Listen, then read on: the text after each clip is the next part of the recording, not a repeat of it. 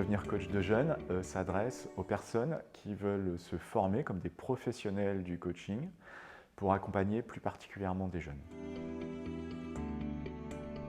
C'est une formation unique sur le marché parce que c'est la seule formation au coaching reconnue par une grande fédération de coaching, en l'occurrence l'ICF, donc qui soit certifiante en tant que professionnel du coaching et qui intègre toutes les spécificités en fait, de l'accompagnement des jeunes par le coaching. Cette formation, on apprend tout ce qui est nécessaire sur le coaching en général pour aller accompagner des adultes et tout ce qui est spécifique en fait à l'accompagnement des jeunes. Alors elle est structurée en 5 modules principaux. La formation en elle-même se déroule sur 10 mois et il y a 5 modules principaux. Le premier module est la posture de coach, donc on va pendant 4 jours vraiment aller explorer qu'est-ce que c'est qu'être coach. C'est vraiment ce qui est fondamental dans le coaching, c'est la posture de coach avec les essentiels du coaching. Tous les autres modules seront bien sûr des opportunités de retravailler cette posture, mais on rentre vraiment en détail là dans ces 4 premiers jours. Le deuxième module de 4 jours, qui est à peu près un mois et demi plus tard, s'intéresse au coaching d'orientation. Alors il a un nom qui rappelle une thématique qu'on a beaucoup en coaching de jeunes parce que l'orientation c'est à peu près 2/3 des demandes. On va pouvoir l'utiliser pour accompagner des adultes. Les reconversions professionnelles, les départs à la retraite par exemple ont beaucoup de points communs avec les enjeux d'orientation des plus jeunes. Le troisième module, en fait, est sur la motivation et la confiance en soi. Là, on va aller explorer un petit peu qu'est-ce qui fait que j'ai confiance, qu'est-ce qui me met en énergie de confiance ou en énergie de motivation. C'est 2 thématiques qui sont assez proches, qu'on voit beaucoup comme enjeu chez les jeunes. Souvent, c'est un petit peu ramené à l'école, mais pas que, mais aussi qu'on a fortement chez les adultes. Le quatrième module est le module de coaching collectif. Alors là, c'est un petit peu une particularité du coaching de jeunes, le coaching collectif.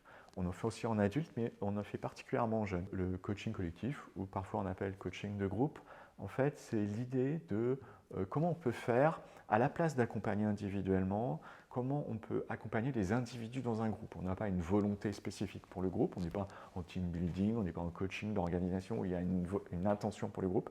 Là, on a une intention pour chaque individu du groupe et on va utiliser le groupe comme un levier de transformation pour chacun. Donc c'est beaucoup utilisé en coaching de jeunes. Par exemple, toutes les institutions, les écoles, les associations, etc., qui accompagnent des jeunes vont demander au coach un accompagnement collectif parce qu'ils ne peuvent pas se permettre en fait, de financer des coachings individuels pour chacun. Donc on voit beaucoup de coaching collectif pour les jeunes. On retrouve aussi ce type d'accompagnement, par exemple, pour des demandeurs d'emploi ou des gens qui sont accompagnés en autre placement, etc. Parce qu'on va encore avoir des individus qui ont un petit peu une même démarche individuelle et qui vont être accompagnés par une structure. Cinquième module, en fait, on l'appelle le coaching pédagogique. Alors là aussi, on a une thématique un petit peu connotée jeune. On va être dans les stratégies mentales et plus particulièrement stratégies d'apprentissage. Ça va être l'opportunité, en fait, vraiment aborder un petit peu toute la dimension scolaire qu'on peut retrouver dans le coaching avec stratégie de réussite, éventuellement stratégie d'échec, des choses comme apprendre, s'organiser, gérer son temps, etc. Et bien sûr, là encore, toutes les techniques qu'on va voir ensemble peuvent être utilisées avec des adultes parce que, je ne sais pas moi, un manager qui se débrouille très bien pour que ces jeunes embauchés partent avant la fin de leur période d'essai, aussi il n'a pas une stratégie très efficace par rapport à son objectif. C'est peut-être un petit peu la même chose que le jeune qui se débrouille très bien pour avoir 8 de moyenne en maths alors qu'il aimerait avoir plus.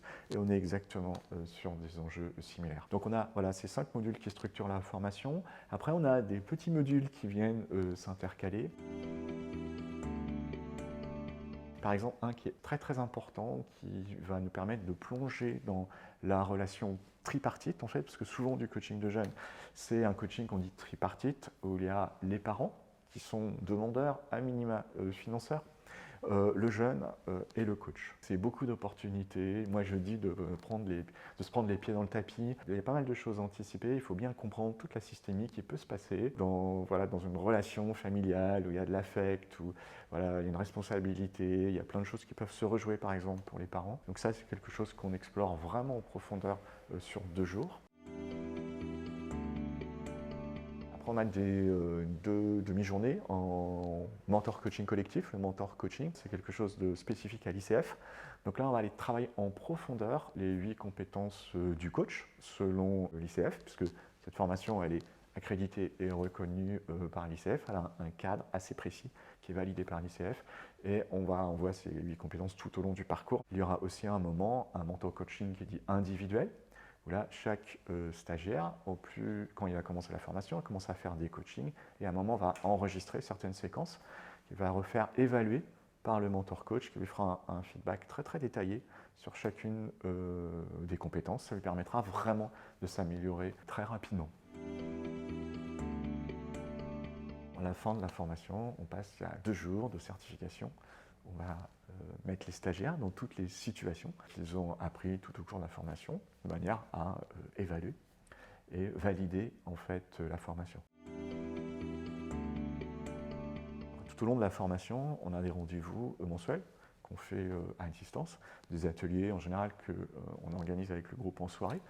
Et on va accompagner en fait chacun dans son évolution un peu personnelle de son projet, puis la partie professionnelle, de manière à projeter progressivement vers le projet professionnel à la fin de la formation. Cette formation a à peu près 200 heures de formation interactive en fait avec un enseignant. À cela va se rajouter tout le travail qui est fait soit en individuel, soit en groupe à côté. Donc, par exemple, les stagiaires ont des exercices à faire un petit peu toutes les semaines. En fait, il y a un exercice.